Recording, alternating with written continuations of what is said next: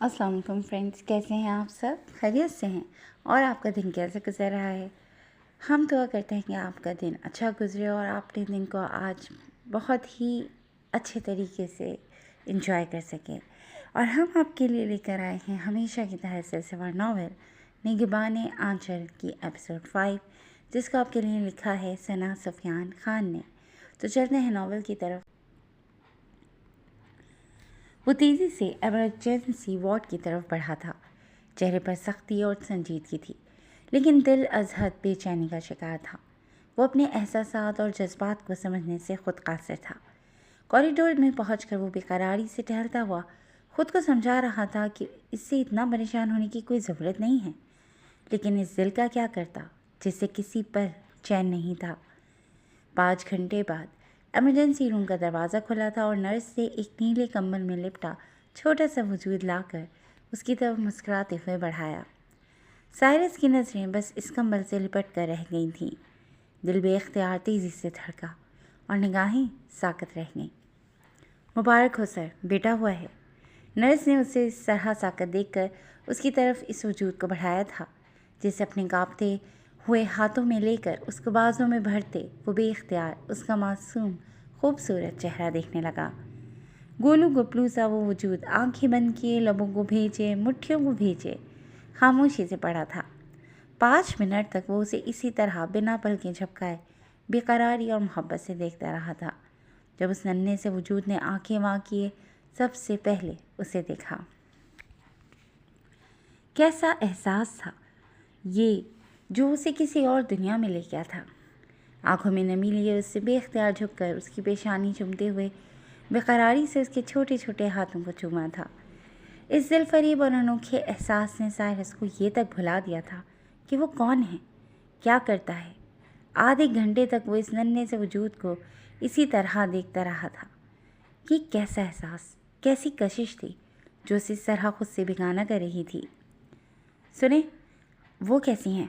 اسے اس نسوانی وجود کا خیال آیا تھا جب اپنے قریب آتی نرس کو روک کر اس نے پوچھا تھا۔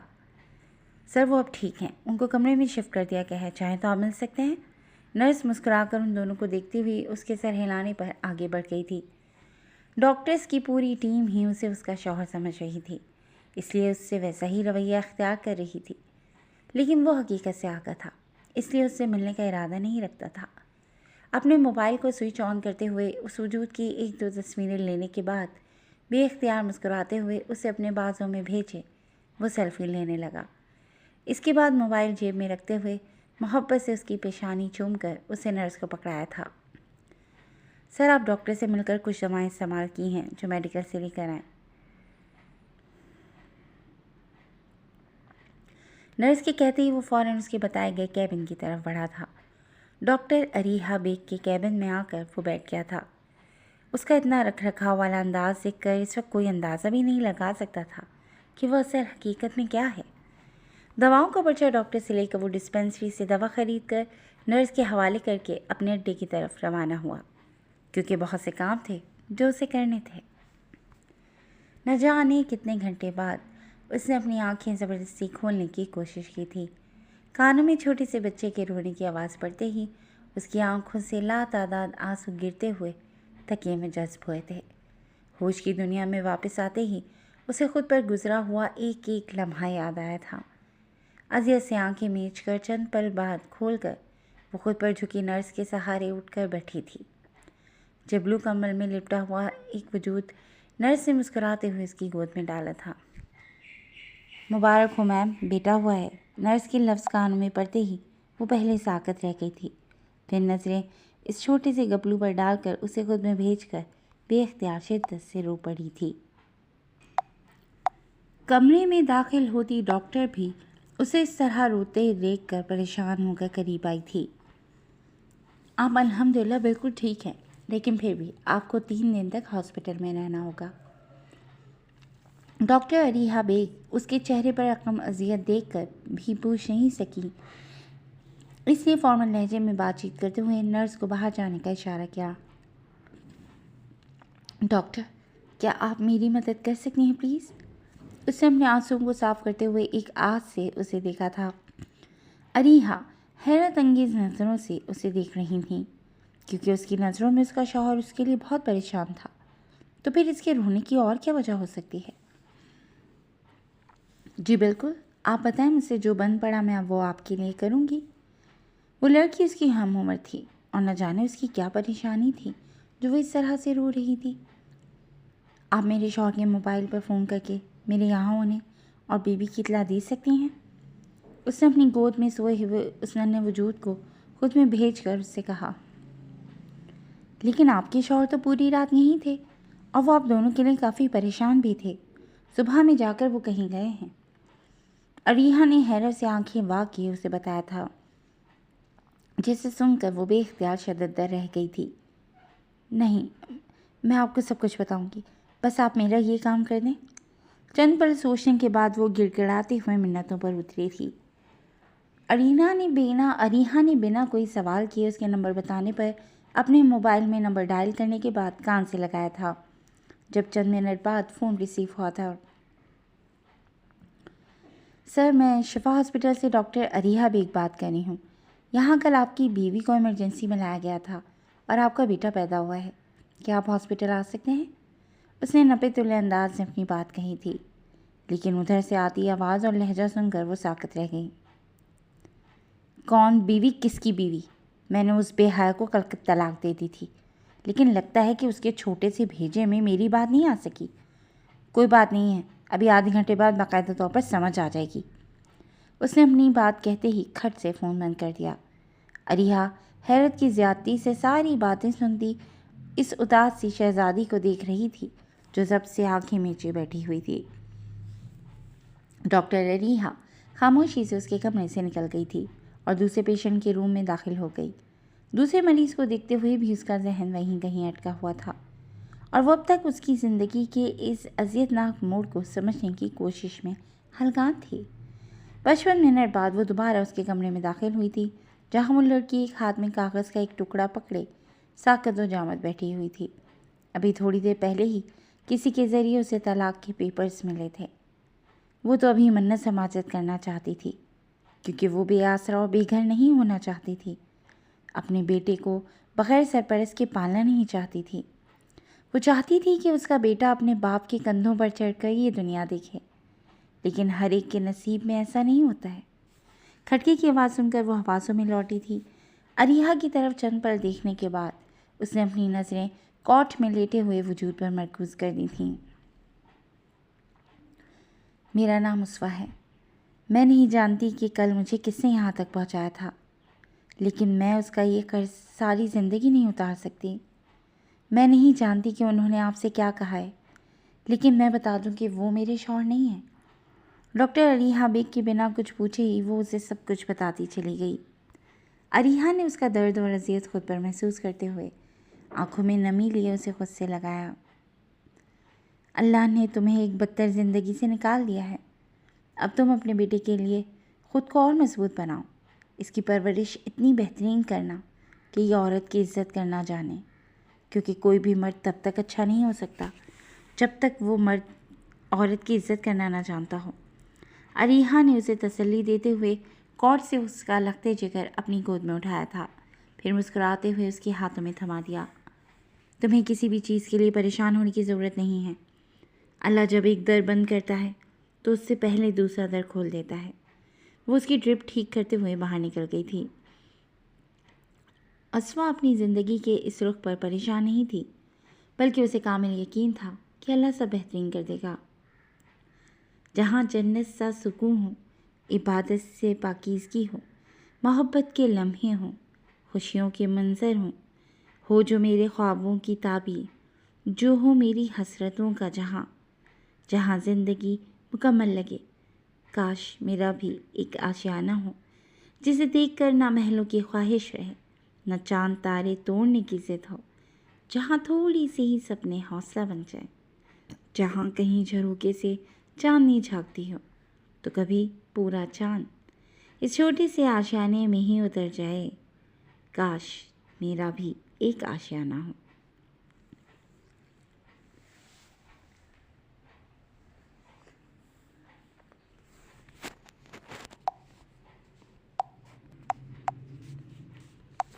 رات کی سیاہی چار سو پھیلی ہوئی تھی۔ چاند کی روشنی گھنے جنگلات کو چیر کر سطح تک پہنچ نہیں پا رہی تھی۔ اندھیرے میں چیزیں اور بھی ڈرونی اور پراسرار لگ رہی تھیں۔ وہ بے خوفی سے آگے بڑھتا اس سیاہ رات کا ہی کوئی حصہ معلوم ہو رہا تھا۔ پیروں تلے پتوں کی چرچراہٹ ایک عجیب سی آواز پیدا کر رہی تھی۔ مین ٹارگٹ کے قریب پہنچ کر اس نے وہاں کھڑے 3 بندوں کو باری باری بڑی صفائی سے ٹھکانے لگانے کے بعد ٹارچ کی روشنی میں چیزوں کا بغور جائزہ لیا۔ کچھ درختوں کی موٹی موٹی ٹہنیاں کاٹ کر رکھی ہوئی تھیں۔ اس کے سوا وہاں اسے کوئی اور چیز نظر نہیں آئی۔ وہ قریب پہنچ کر اس ٹہنی کی ایک طرف تیز دھار چاقو سے کٹ مارتے ہوئے ٹارچ جلا کر اندر جھانکتے ہوئے پراسرار انداز میں مسکرایا تھا۔ جس چیز کے لیے وہ یہاں آیا تھا وہ اسے مل چکی تھی۔ بڑی صفائی سے وہ سفید پاؤڈر پیکٹوں سمیت اپنے بیگ میں رکھ کر جس خاموشی سے آیا تھا اسی خاموشی سے نکل کر جنگل کے خوفناک اندھیرے میں گم ہو گیا۔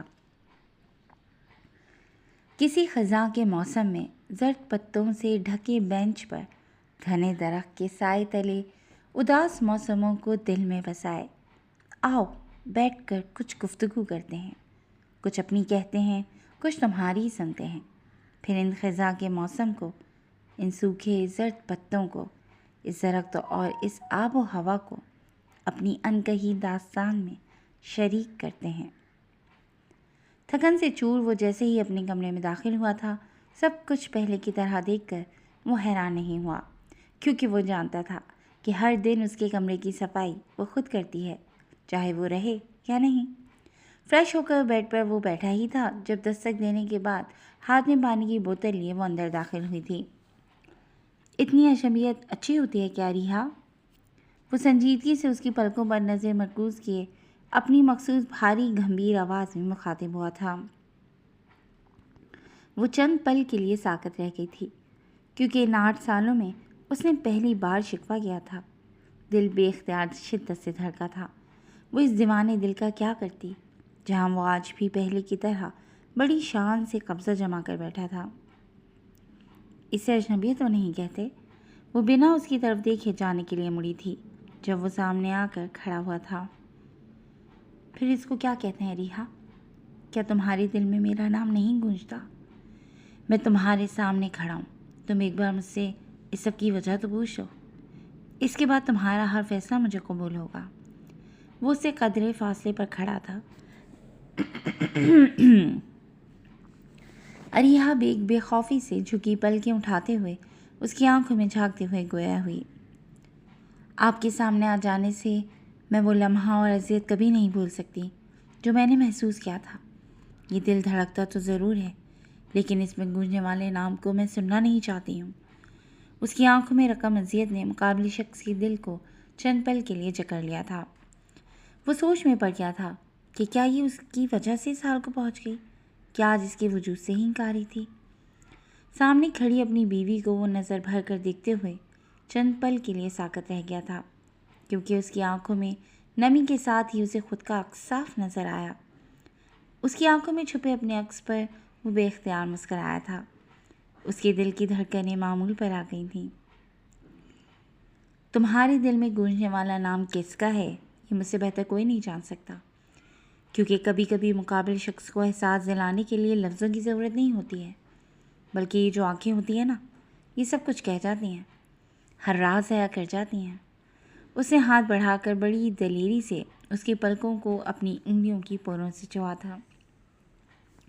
اس کی اس حرکت پر اریحا بے چین ہوتی چند قدم پیچھے ہٹی تھی۔ کبھی کبھی آنکھیں جھوٹ بھی بولتی ہیں اور دھوکہ بھی دیتی ہیں، ان پر یقین کرنا بے وقوفی ہوگی۔ وہ صرف سے انکاری ہوئی تھی، کیونکہ وہ اگر آج بھی اس کے دل کا حال جان لیتا تو اسے پہلے ہی کی طرح دور چھٹک دیتا۔ اس کے پیچھے ہٹنے پر وہ بے اختیار شدت سے آنکھیں میچ گیا تھا۔ دل میں درد سا اٹھا تھا، لیکن وہ اس وقت کچھ بھی کرنے سے قاصر تھا۔ پہلے بھی میں نے جو کچھ بھی کیا وہ تمہارے لیے ہی کیا تھا، اور آج بھی میں تمہارے احساسات اور جذبات کی قدر کروں گا۔ تم میری بیوی ہو اریحا بیگ، لیکن نہ پہلے کبھی تم پر حق جتایا ہے اور نہ ہی آگے ایسا ہوگا۔ انتظار کروں گا اس وقت کا جب تمہارا دل مجھے شدت سے پکارے گا، اور جب تمہارا دل مجھے صدا لگائے گا نا اریحا، اس وقت شازم بیگ سر کے بل چل کر تمہارے قریب پہنچ جائے گا۔ اس کے خدشات کو دیکھ کر وہ بے اختیار ہی اسے اپنا آپ سونپ کیا تھا۔ وہ جانتا تھا اس کی بے یقینی اتنی آسانی سے یقین میں تبدیل نہیں ہو سکتی۔ وہ اس کے قریب سے گزر کر بیڈ پر نیم دراز ہوا تھا۔ عریہ خود کو سنبھال کر فوراً وہاں سے فرار ہو گئی تھی۔ جنگل کے درمیان میں بنے چھوٹے سے اڈے پر وہ پہنچ کر اپنے لوگوں پر چیخ پڑا تھا، سپلائی والا مال کہاں ہے؟ اب یہ نہیں کہنا کہ ان لوگوں کے رہتے ہوئے بھی مال موجود نہیں ہے۔ وہ تینوں ہی آج بڑے دنوں بعد اس کو اس طرح غصے میں دیکھ رہے تھے، اور یہ بات غصے والی تھی بھی، کیونکہ مال وقت پر نہ پہنچنے کی وجہ سے ان کو بہت زیادہ نقصان ہونے والا تھا۔ ہاں سائرس، کوئی 3 بندوں کو بڑی بے دردی سے مار کر سارا مال اٹھا لے گیا۔ جب ہم پہنچے تو یہاں ایک بھی سراغ لگانا مشکل تھا کہ کوئی یہاں آ کر اتنی صفائی سے اپنا کام سر انجام دے گیا۔ ساحل نے سب جگہ کا جائزہ لینے کے بعد تفصیلات سے آگاہ کیا۔ آخر یہ لوگ کر کیا رہے تھے؟ کروڑوں کا نقصان پہنچا ہے، اور دوسری بات یہ ہے کہ اس کی خبر باہر نہیں جانی چاہیے، ورنہ سائرس گینگ کی ساکھ خراب ہو جائے گی۔ وہ فوراً کچھ ٹھنڈا پڑا تھا، اور اس کو اس طرح دیکھ کر اس کے ساتھ ہی حیرت میں مبتلا ہو گئے۔ کہیں ان سب کے پیچھے آپ کے دشمن اول تھانے دار صاحب تو نہیں ہے؟ زبیر دور کی کوڑی لایا تھا۔ نہیں، مجھے ایسا نہیں لگتا، یہ کوئی اور ہے جو بڑی صفائی سے ہماری ناک کے نیچے سے سب لے کر چلا گیا۔ وہ بغور جائزہ لیتے ہوئے بڑبڑایا تھا، یہ جگہ سیف نہیں ہے، نکلو تم سب یہاں سے۔ وہ ہدایت دیتے ہوئے باہر نکل کر گاڑی کی طرف بڑھا تھا، جہاں وہ تینوں اپنی اپنی جگہ پر آ کر بیٹھ چکے تھے۔ بھائی، آپ آج خوش ہیں؟ کیا بات ہے؟ اور ہاں، جن خاتون کو آپ رات ہاسپٹل لے کر گئے تھے اس کا کیا ہوا؟ زبیر اس کے چہرے کو دیکھ کر بالکل ٹھیک اندازہ لگاتے ہوئے اسے چونکا گیا تھا۔ زبیر کے پوچھنے پر اس کے اندر پھر وہی نرم سا احساس جاگا تھا جس نے کسی ہوا کے جھونکے کی طرح اس کی زندگی میں آ کر ہلچل مچا دی تھی۔ بیبی ہوا ہے؟ اس نے زیر لب مسکراتے ہوئے ان سب کو حیران کر دیا۔ کیا؟ تینوں ایک ساتھ چیخ پڑے۔ اس کی خوشی دیکھ کر وہ سب شدید رہ گئے تھے۔ یہ تم سب اس طرح مجھے کیوں گھور رہے ہو؟ اس نے گاڑی ڈرائیو کرتے ہوئے نظر گھما کر ان سب کو دیکھا تھا۔ بیبی ان کا ہوا ہے تو خوش آپ کیوں ہو رہے ہیں؟ زبیر نے شکی مزاج عورتوں کی طرح اسے گھور کر دیکھنے کے بعد سوال کیا، جسے سن کر اس نے خود پر ضبط نہ رکھتے ہوئے بے اختیار کہکا لگایا۔ معلوم نہیں ہے۔ اب کی بار اس نے صاف جواب دیا تھا، کیونکہ وہ خود اپنے احساسات سمجھنے سے قاصر تھا۔ اس کی صاف گوئی پر وہ تینوں خاموشی اختیار کر گئے تھے، کیونکہ اسے کریدنا انہیں ٹھیک نہیں لگا تھا۔ رات سے بھر باتیں کرتے ہوئے وہ لوگ گھر پہنچ کر فریش ہونے کے بعد اپنے کام میں مصروف ہو گئے تھے۔ وہ آج رات ہاسپٹل جانا چاہتا تھا، لیکن وقت کی کمی کے باعث نہیں جا سکا تھا۔ اس کا ارادہ صبح ہی جانے کا تھا۔ وہ چھوٹا سا گولو گپلو سا وجود اسے بار بار یاد آ رہا تھا۔ جی دوستوں، کیسی لگی آپ کو آج کی ایپیسوڈ؟ اگر آپ کو پسند آئی ہے تو اپنے کمنٹ سیکشن میں ہمیں ضرور بتائیے گا، اور جڑے رہیے گا کلاسک انٹرٹینمنٹ کے ساتھ، جہاں ہم نئی ایپیسوڈ لے کر حاضر ہوں گے۔ تب تک اپنا بہت خیال رکھیے گا۔ ٹیک کیئر اینڈ اللہ حافظ۔